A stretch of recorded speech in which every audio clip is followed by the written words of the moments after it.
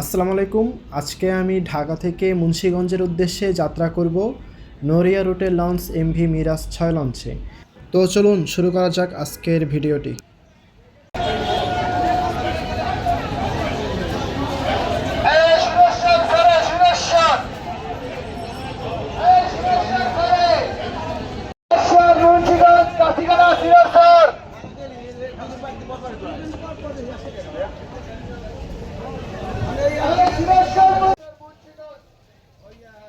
এটা হলো এই লঞ্চের ফ্রন্ট সাইড। তো আমি এখন প্রবেশ করব তাদের ডেক শ্রেণীতে, আপনাদেরকে দেখাবো। তো এটা হচ্ছে মিরাজ 6 লঞ্চের ডেক শ্রেণী। তো আমি আজকে ঢাকা থেকে মুন্সিগঞ্জের উদ্দেশ্যে যাত্রা করব, আর এই লঞ্চে মুন্সিগঞ্জের ভাড়া হচ্ছে 80 টাকা করে। এটা হচ্ছে ডেক শ্রেণী, আর পাশে বসার জন্য কিছু সিট আছে। তো দেখতেই পেলেন এটা হচ্ছে এই লঞ্চের নিচতলার ডেক শ্রেণী। আমি আপনাদেরকে এখন নিয়ে যাব তাদের ইঞ্জিন রুমে। এটি হচ্ছে এই লঞ্চের ইঞ্জিন রুম, আর এই লঞ্চে ব্যবহার করা হয়েছে দুইটি উইচাই ইঞ্জিন। প্রতিটি ইঞ্জিনের হর্স পাওয়ার হচ্ছে 350 করে।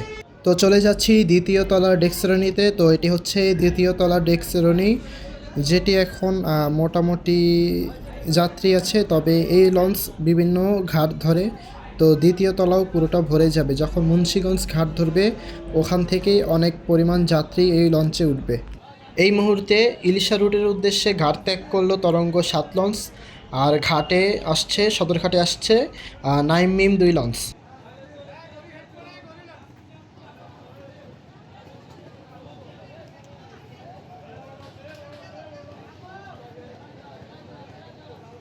এটা হলো এই লঞ্চের ছাদে ওঠার সিঁড়ি। তো এখন উঠে যাচ্ছে এই লঞ্চের ছাদে।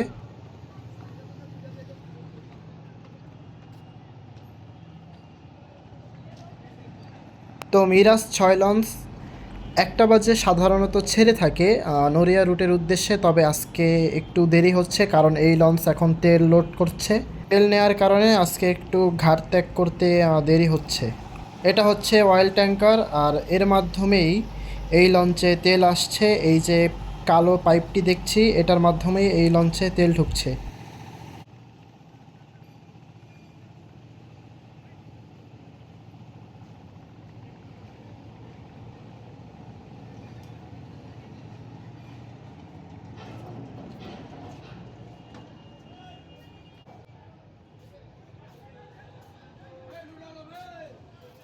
এটা হচ্ছে দ্বিতীয় তলার ফ্রন্ট ডেক।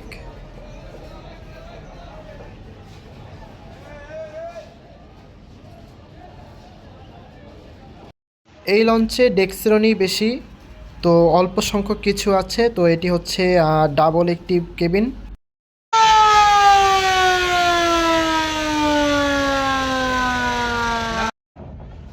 এখন সময় হয়েছে এই লঞ্চ ছেড়ে দেওয়ার। তো সিঁড়ি উঠিয়ে নিল লঞ্চ ছেড়ে দেওয়ার জন্য।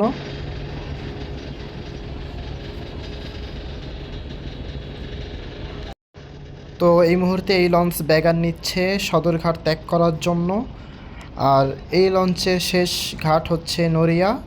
তবে আমি নেমে যাব মুন্সিগঞ্জেই।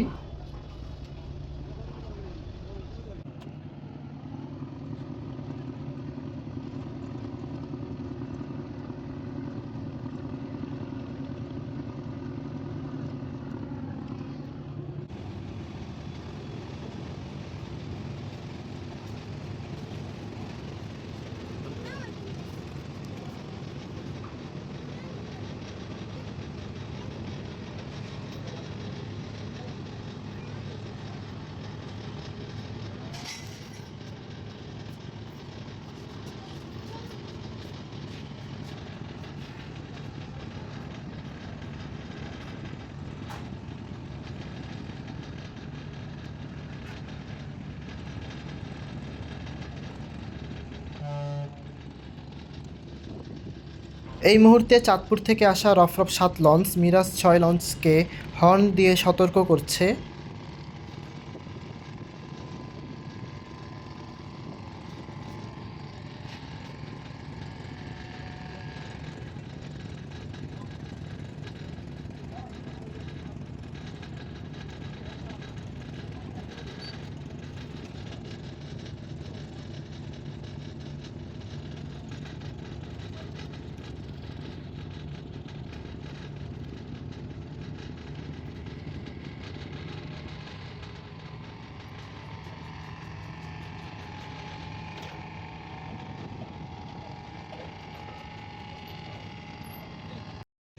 তো দেখতে পাচ্ছি কুয়াকাটা 2 লঞ্চকে, তবে কুয়াকাটা 2 লঞ্চ বেশ কিছুদিন ধরে সার্ভিসের বাইরে আছে, কারণ তার একটি ইঞ্জিন অচল হয়ে পড়েছে। তো নতুন ইঞ্জিন ইনস্টল না করা পর্যন্ত এই লঞ্চ এভাবেই পড়ে থাকবে। তো আশা করি খুব তাড়াতাড়ি যেন কুয়াকাটা 2 আবার সার্ভিসে ফিরে।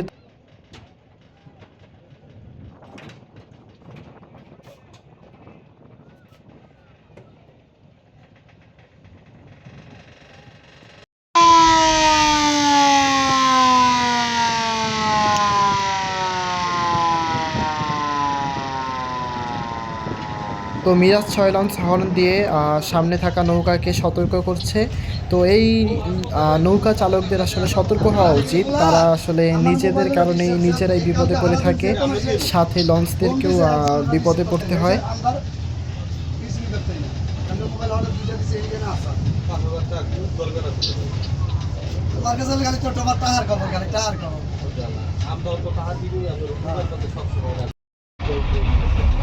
দেখতে পাচ্ছি সুন্দরবন বহরের লঞ্চ সুন্দরবন 10, যেটি বেশ 2 বছর ধরে এভাবেই সার্ভিসের বাইরে পড়ে আছে। তবে প্রতি বছর সার্ভিসের বাইরে থাকলেও 2 ঈদে সার্ভিস দিয়ে থাকে, তবে এই বছর ঈদে সার্ভিস দেয়নি সুন্দরবন 10 লঞ্চ।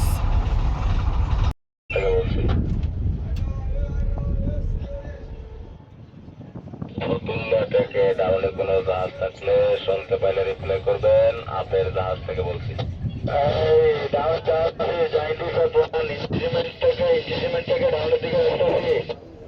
এইমাত্র আপনারা যেই ভয়েসটি শুনতে পেলেন সেটি হচ্ছে ভিএইচএফ এর মাধ্যমে আসা ভয়েস। তো ভিএইচএফ এর কাজ হচ্ছে এক জাহাজ অন্য জাহাজের সাথে তথ্য আদান প্রদান করে থাকে। ভিএইচএফ ভেরি হাই ফ্রিকোয়েন্সি, মূলত 30 থেকে 300 মেগাহার্টজ ফ্রিকোয়েন্সির রেডিও তরঙ্গ ব্যবহার করে যোগাযোগ স্থাপন করে। একজন অপারেটর কণ্ঠস্বর প্রথমে বৈদ্যুতিক সিগন্যালে এবং পরে রেডিও তরঙ্গে রূপান্তরিত হয়ে অ্যান্টেনার মাধ্যমে ছড়িয়ে পড়ে এবং অপর প্রান্তে সেই রেডিও তরঙ্গ পুনরায় শব্দে রূপান্তরিত হয়। এভাবেই এক জাহাজ থেকে অন্য জাহাজের ক্যাপ্টেনরা তাদের নিজেদের মধ্যে কথা বলে থাকে।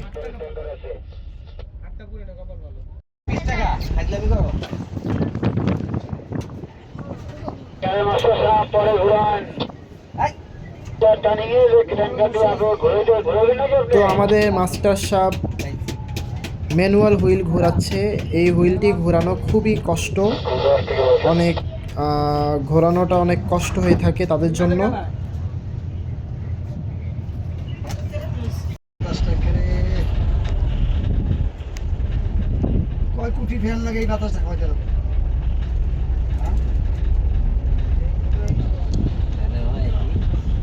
এই মুহূর্তে দেখতে পাচ্ছি ইলিশা থেকে ঢাকায় পৌঁছালো আসা যাওয়া 2 লঞ্চ।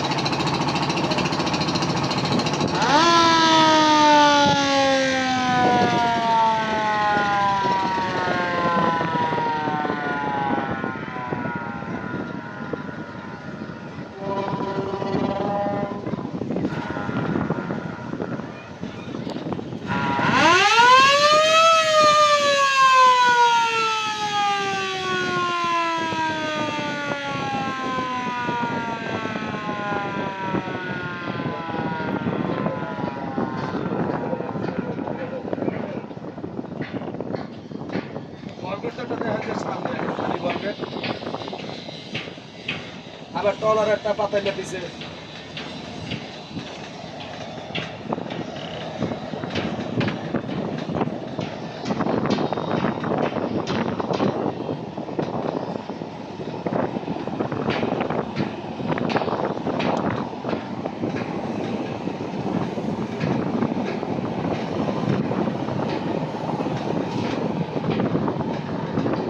এই বাল্কহেডগুলোকে আসলে বলে লাভ নেই।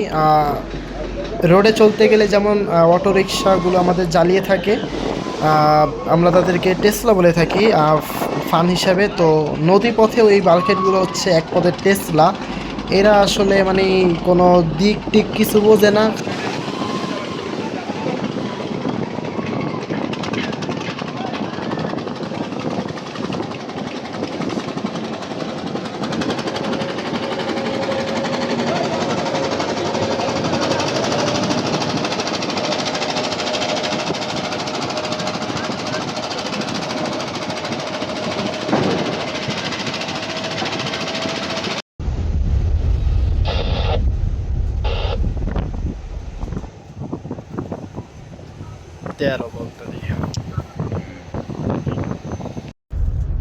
তো আজকে যাচ্ছি মাস্টার ব্রিজে। যেহেতু ছোট রুট, 1-1.5 ঘন্টার মতো লাগবে, তাই মাস্টার ব্রিজে এনাফ।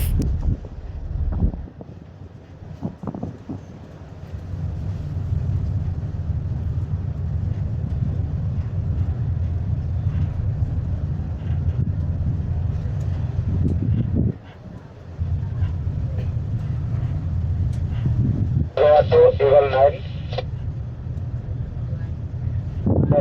ইগল 9 আলাদা ধরে আপনি খারাপ হয়ে যেতে একটু আসতে আসেন, আমি একটু আলাদা ধরে খারাপ হয়ে যেতে। ঠিক আছে তোমরা ধরার পরে ওটা খারাপ হয়ে দিই আমি আমার পিছনে আপনি খারাপ হতে পারেন, আপনি আলাদা ধরবে। ঠিক আছে ধরো।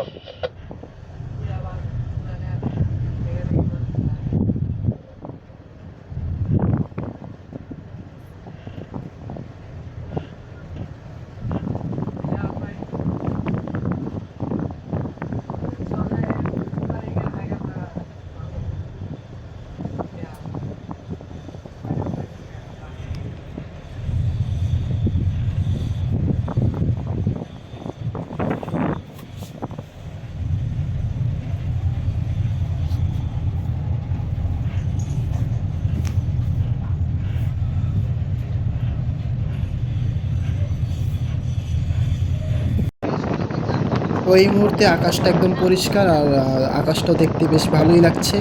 তো মাস্টার ব্রিজ থেকে বের হয়ে এখন নদী এবং আকাশ দুটোই উপভোগ করছি। আপনারাও উপভোগ করুন।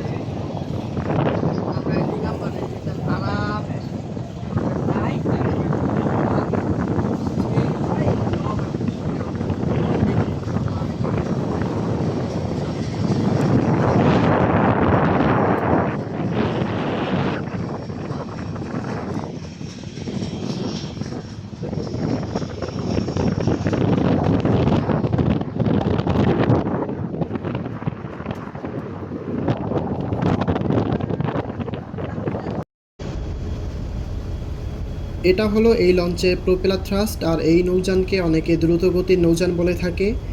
চরমোনাই ট্রিপে একবার গিয়েছিল, তো অনেক বড় বড় লঞ্চের সাথে প্রতিযোগিতায় নেমেছিল এই লঞ্চটি। তো এই লঞ্চের বেশ ভালোই গতি আছে, 350 হর্স পাওয়ারের দুটি ইঞ্জিন দিয়ে বেশ ভালো পরিমাণ গতি তুলতে পারে। তো আমার মনে হয় ঠিক আছে, এই গতি অনেক ভালো।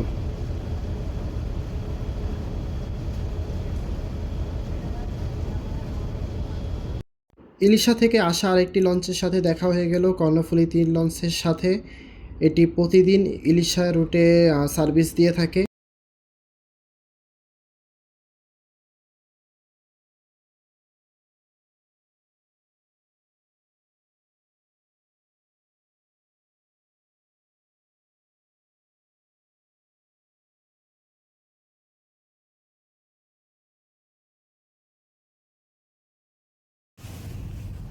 ইলিশা থেকে আসা আরও একটি লঞ্চের সাথে দেখা হয়ে গেল কর্ণফুলী 1-এর সাথে।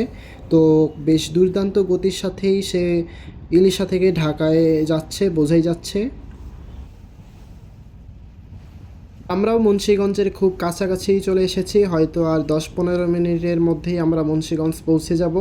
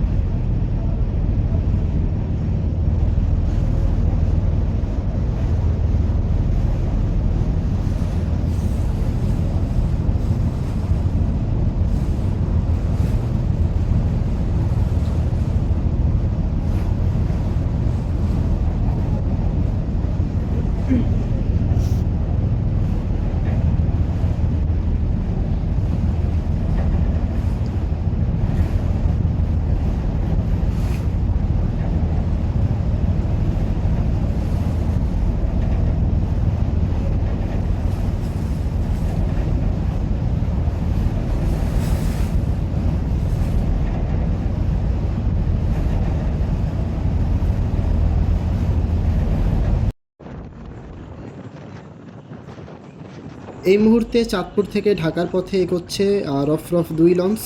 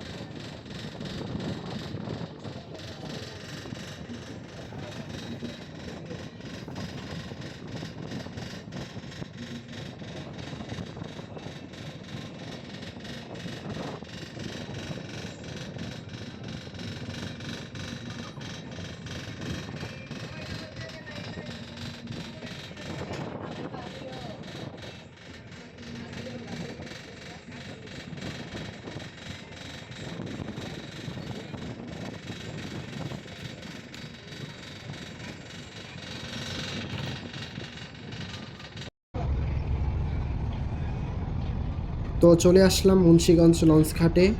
তো বার্থিং করতে হয়তো আর 3-4 মিনিটের মতো লাগতে পারে।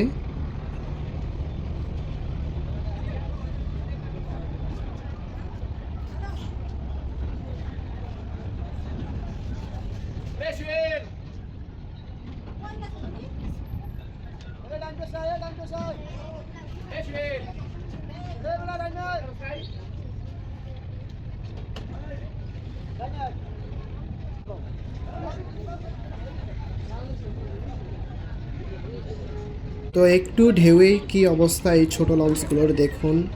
তাই ঝড়ের সময় আপনারা এই লঞ্চগুলো আসলে একটু স্কিপ করারই চেষ্টা করবেন, কারণ ঝড়ের কবলে পড়লে এই লঞ্চগুলো একটু বেশি রিস্কের মধ্যে পড়ে যায়।